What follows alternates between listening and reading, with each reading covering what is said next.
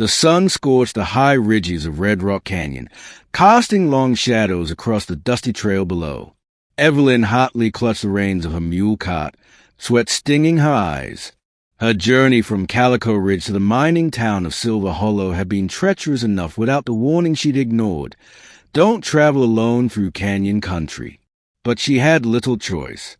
A widow at 27, Evelyn was desperate to start over.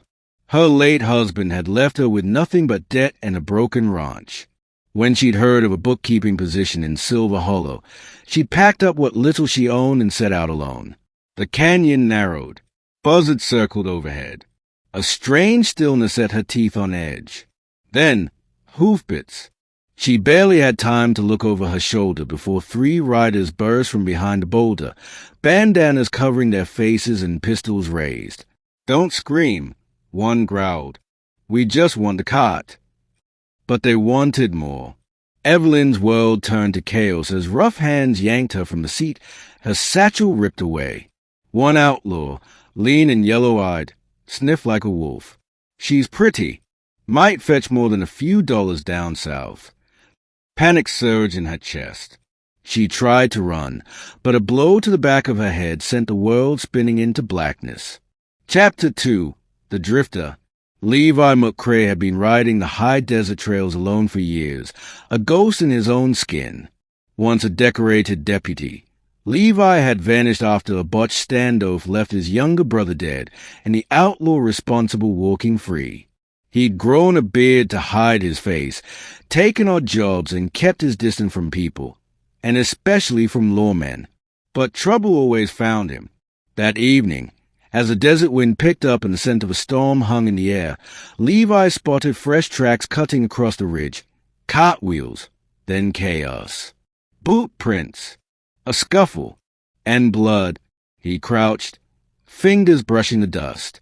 Then he saw it. A lady's bonnet, torn and dusty, snagged on a mesquite bush. He muttered a curse and followed the trail. Not because he was a hero, but because someone had to give a damn. Chapter 3. In the Wolves' Den. Evelyn woke to find herself tied at the wrists, seated near a dying campfire. The outlaws had made camp in a hidden ravine, surrounded by red stone and shadows. She counted 4 men now, including the yellow-eyed one who clearly led the group. They spoke in low tones, arguing about what to do with her. "She ain't just some ranch girl," one grunted. "Look at her boots, too fine." "Fine boots don't matter. She's ours now." Evelyn stayed into the fire, trying not to cry. Her heart thundered, and the pain in her skull throbbed, but she refused to give these bastards the satisfaction of seeing her break. Then, gunfire. It cracked like lightning above them. In seconds, the outlaw nearest her dropped, a bullet between his eyes. The camp exploded into chaos. Evelyn hit the dirt as a rider stormed in from the ridge, rifle slung, eyes like storm clouds. Levi. He didn't speak, just moved, fast and silent, shooting with the precision of a man who'd seen too much war. The outlaws scattered, 2 dead, 1 fleeing. The yellow-eyed leader grabbed Evelyn as a shield. "You come closer. I swear I'll blow her head off." Levi didn't blink. "You shoot her, and I put one between your eyes before your finger lifts off the trigger." A tense breath. Then Levi fired. Evelyn felt the outlaw's grip slacken as a bullet pierced his shoulder. She rolled free just as Levi stormed forward, knocked the man cold with the butt of his gun, and pulled her to her feet. "You all right?" She could barely breathe. Who are you?" "Someone who doesn't like men hurting women." Chapter 4. Firelight and Wounds. They rode hard until the canyon opened into a wide plain, and Levi made camp under a juniper tree. He started a fire, offered her a canteen, and tended to the cut on her forehead with surprising gentleness. Evelyn watched him in silence, noting the way his jaw tensed and relaxed with each breath. His hands were calloused, his coat worn, a man who had lived hard.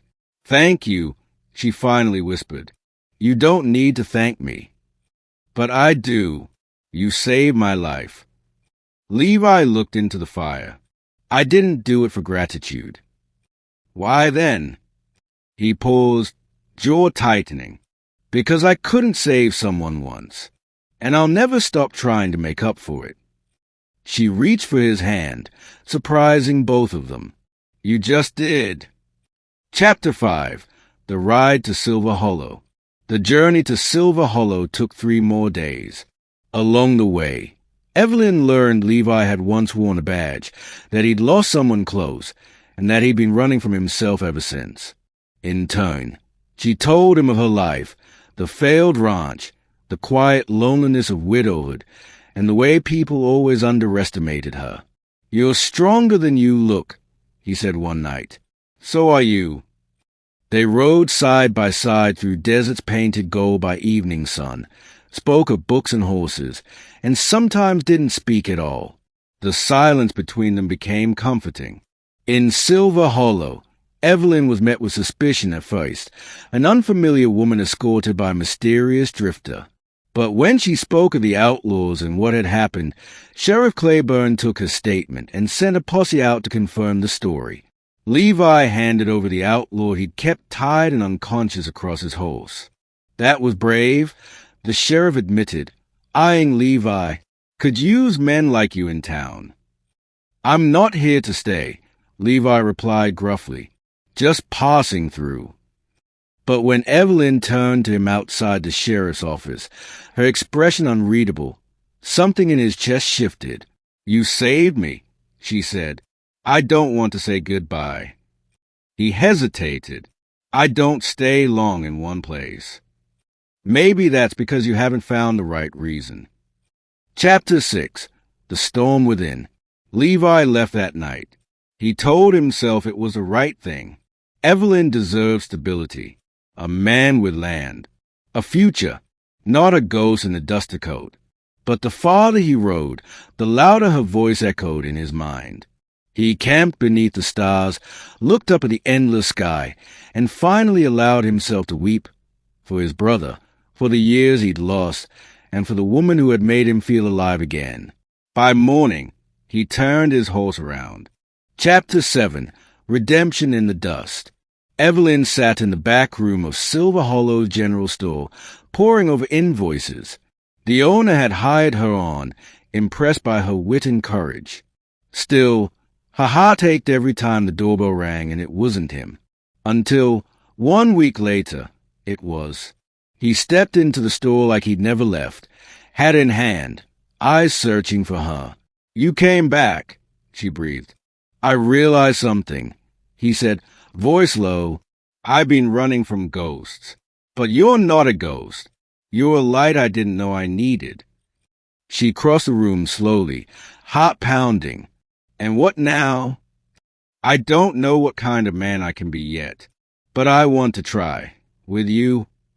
She touched his chest, feeling the heartbeat beneath. Then stay.